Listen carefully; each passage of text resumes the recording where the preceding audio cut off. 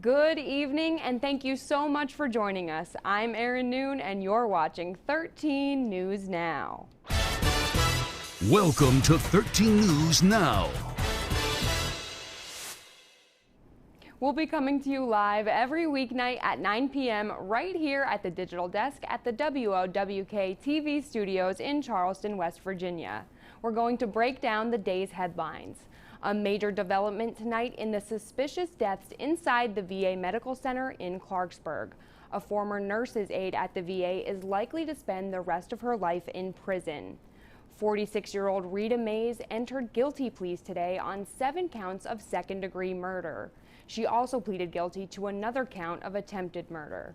Federal prosecutors say Mays gave unauthorized injections of insulin to these patients, even though most were not diabetic. Her motivation remains unknown to investigators, but those shots proved fatal. The victims' families had to be on board with the plea. They were uniformly clear that life imprisonment and a much more expeditious path toward a conclusion of the case were extremely important factors to them. I felt kind of sad for how long she has to spend there, for life, for probably be. But I know Dad was 84 years old, and I know he had a lot of years left in him, but he came a little bit short. By pleading guilty to 7 counts of murder, Rita Mays will get a life sentence for each count, plus 20 years. Because the federal system has no parole, she'll likely spend the remainder of her life in federal prison.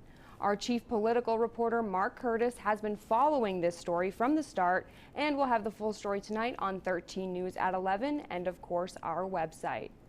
Coming into our newsroom, a Putnam County man was indicted today by a federal grand jury sitting in Huntington for making threats of violence against law enforcement officers on social media. The 1-count indictment charges Silas Thornton King of Hurricane with interstate communications and a threat to injure another person.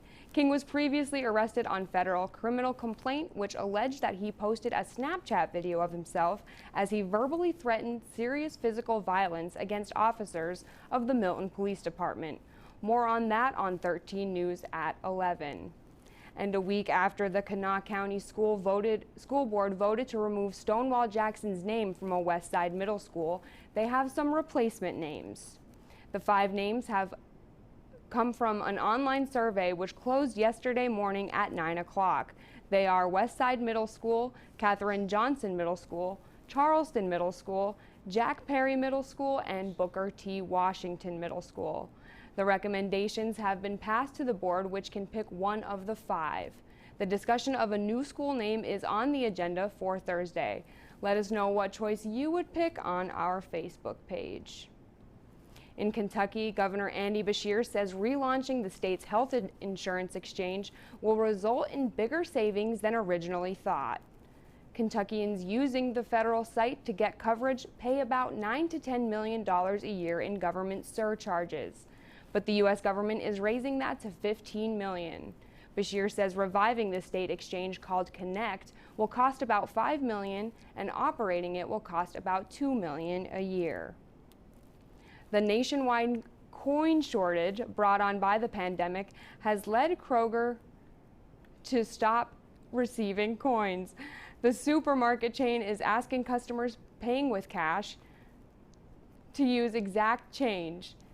Customers can choose to have their change loaded onto a customer loyalty card and have it automatically applied to their next purchase. You can also use a debit card and avoid change hassles. We're going to actually switch gears here and check in with our chief meteorologist, Spencer Atkins, who was actually just tracking the tropics about an hour ago. Spencer, good evening. Hey, good evening, Erin. Yeah, we just we did a little web program. It was called Tracking the Tropics, and you can find the link on our website at WOWKTV.com. And what we were talking about was basically how we're going to see the beaches try to come back after hurricanes. So if you want to find out more about that, you can check that out there. I am the weather dude in a box here, so glad to be with you. And it's air conditioned, so it's okay for us to be out here. It's going to be a little on the hot side in the next couple of days. Let's talk about it. All right, Ashland looks great right now. Does that sky not look beautiful? Let me get out of the way here so you can see that. Wow, that is a really nice sky. Really just a few clouds out there. What's really interesting, those very few clouds just floated in the way of a couple of our cameras tonight. A lot of clear skies. 79 in Jackson, in Ohio, and Athens, and Gallipolis. 82 in Portsmouth, 81 in Huntington, 81 in Charleston. We have 79 in Inez, 79 in Williamson. Look at the highs today. 89 degrees today in Charleston. The average is 85. Let's go left to right here in Huntington. And this one actually kind of caught me by surprise. 90 officially today in the Huntington area, so the average is 86. I thought we'd be around 88. It's funny because weather people actually do sit and argue 1 or 2 degrees. And the only reason that I think that that was a little surprising is because, you know, a lot of people like to have 3 days of 90 plus to get an official heat wave. Or at least that's their definition. I can find you other definitions that you don't need 90, but let's just say, so that's day 1, and I'm confident that tomorrow's day 2 and Thursday will be day 3, so I'm confident that today began the next heat wave. And tomorrow above normal temperatures, and Thursday above normal temperatures, so that should be no problem whatsoever. Let's watch these temperatures as we move ahead on the weather models. Now, again, we're going to throw some numbers bigger than that on the board than what you see, but that's guidance. So you see 90s for tomorrow, you see 90s for Thursday, upper 80s for Friday, thanks to a little bit more rain. Here we go, here's predictor, and if you watch, no rain tomorrow, maybe a little mountain shower out to the east of us. Now Thursday you'll see showers that really pop anytime after about 6, but really after about 9. And then we have some morning rain on Friday before that goes away. And it's just going to continue to be pretty steamy out here. So tonight we're going to look for our temperatures to fall back down to about 64 degrees. And then across the next couple of days, here you go, 96, 96. Whew, that's hot stuff. And then storms to Thursday into Friday, 90 degrees. Now that might actually end up being more like 88, but I will argue that here in the office. Saturday, Sunday will be around 93, 94, and the same temperatures again Monday, Tuesday. It does not rain all day, but those are the days when you see, especially the afternoon, pop-ups. And your overnight lows back in the low 70s. Tonight, not 70s, 60s. So go walk the dog, enjoy it. It's going to be a great night and a super hot day tomorrow. Don't overdo it in the heat. Spencer, thanks. We're looking forward to more on 13 News at 11. We'll wrap up 13 News now with the top trending stories on our website at this hour. Former VA hospital employee pleads guilty in Clarksburg Medical Center deaths. Kanawha County Board of Education releases survey results for Westside Middle School. And Kroger changes change policy. We love a good pun. And of course, we talked about all those stories earlier, but if you want more details, you can find that on our website and mobile app. Thank you so much for joining us. Make sure to tune into 13 News at 11 with Jennifer, Rob, and Spencer.